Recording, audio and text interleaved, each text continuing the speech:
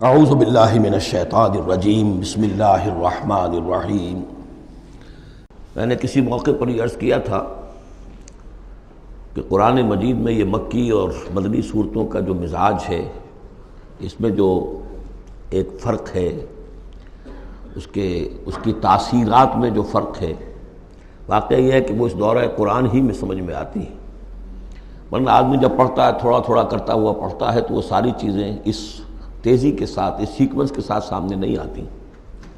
بہرحال مکی قرآن کی اپنی ایک شان ہے، مدنی صورتوں کا اپنا ایک رنگ ہے۔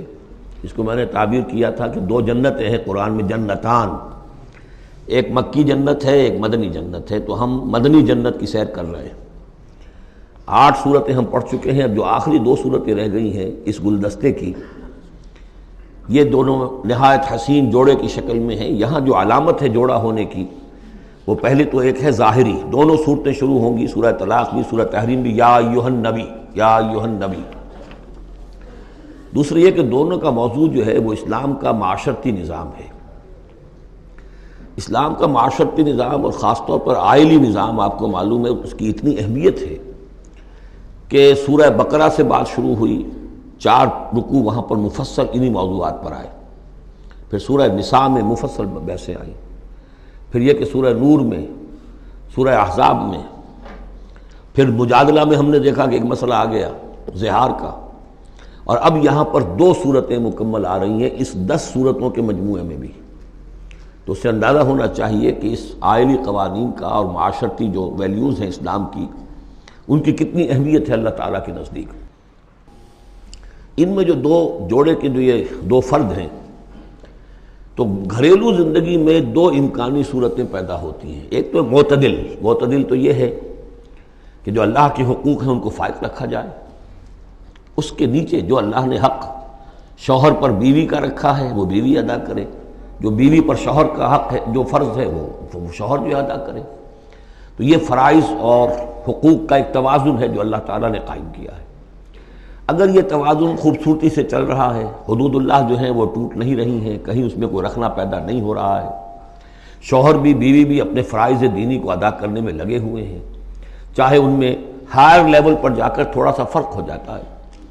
جو عام زندگی ہے اس میں کوئی فرق نہیں ہے، نماز عورت کو بھی پڑھنی ہے، مرد کو بھی پڑھنی ہے، زکوٰۃ مرد کو بھی دینی ہے، عورت کو بھی دینی ہے، روزہ عورت کو بھی رکھنا ہے، مرد کو بھی رکھنا ہے،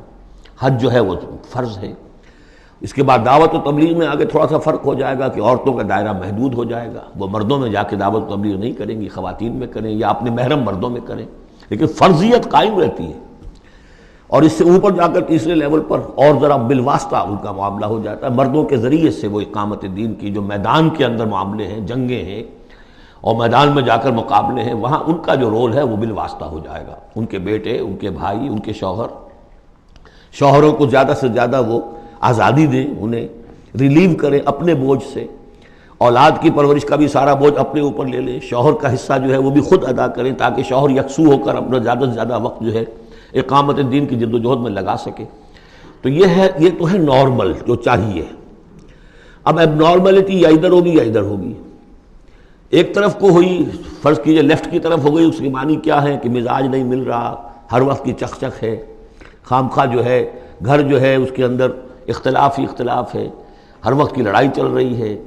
تو اس سے بہتر ہے طلاق ہو جائے۔ وہ ہے طلاق، سورہ طلاق، کہ خام خواہ اس قسم کے مسئلوں میں، لیکن یہ کہ طلاق جو آخری شکل ہے اس کے کچھ حدود ہیں، قیود ہیں، ضوابط ہیں، قواعد ہیں، قوانین ہیں، ان کی پوری پابندی ہو۔ جیسا کہ سورہ نساء میں ہم دیکھ چکے ہیں کہ اگر وہ علیحدہ ہو جائیں تو اللہ دونوں کو غنی کر دے گا، اس کو بھی اور اس کو بھی، اس کے لیے بھی کوئی بہتر، شوہر کے لیے بہتر کوئی بیوی عطا کر دے گا اور اس بیوی کو کوئی شوہر بہتر عطا کر دے گا۔ ایک دوسری انتہا یہ ہوتی ہے کہ شوہر اپنی بیویوں کی اتنی دلجوئی کرے، اتنی ان کی جو ہے پیمپرنگ جس کو کہتے ہیں کرے، کہ اس میں حدود اللہ بھی ختم ہو جائیں، شریعت کے تقاضے بھی ختم ہو جائیں، شریعت کے احکام بھی کہیں جو ہیں پامال ہو جائیں۔ سب سے بڑھ کر یہ کہ جو اپنے فرائض ہیں، دعوت و اقامت دین کی جد و جہد کو ان کو وہ ادا نہ کر سکے، تو اہل و عیال کا اتنا لحاظ، یہ غلط ہے۔ تو 2 انتہاؤں کو یہاں پر لیا گیا ہے۔ پہلی انتہا میں بھی بات کی گئی ہے حضور سے، دوسری میں بھی، اگرچہ پہلے کا سوال حضور کے لیے ہے ہی نہیں، حضور نے نہ کوئی طلاق دی، نہ آپ کو طلاق دینے کی اجازت تھی، اس لیے کہ آپ کی ازواج مطہرات جو ہیں وہ تو امت کے لیے ماؤں کی حیثیت سے ہیں، اور سورہ احزاب میں ہم پڑھ چکے ہیں کہ وہ کسی اور سے بعد میں نکاح نہیں کر سکتی تھیں، تو طلاق دینے کا سوال نہیں، اسی لیے آپ کو 4 کی جو وہ حد ہے، لمٹ ہے، اس سے بھی آگے بڑھ کر مزید نکاح کرنے کی اجازت دی گئی تھی۔ بہرحال یہ رب دیکھ لیجئے گا۔ اب آ کے ہم چلتے ہیں، وقت کی کمی کے پیش نظر زیادہ تمہید میں وقت نہیں لینا چاہتا۔ ان صورتوں پر میرے بڑے مفصل دروس موجود ہیں، وہ آپ دیکھ سکتے ہیں۔ صدق اللہ العظیم۔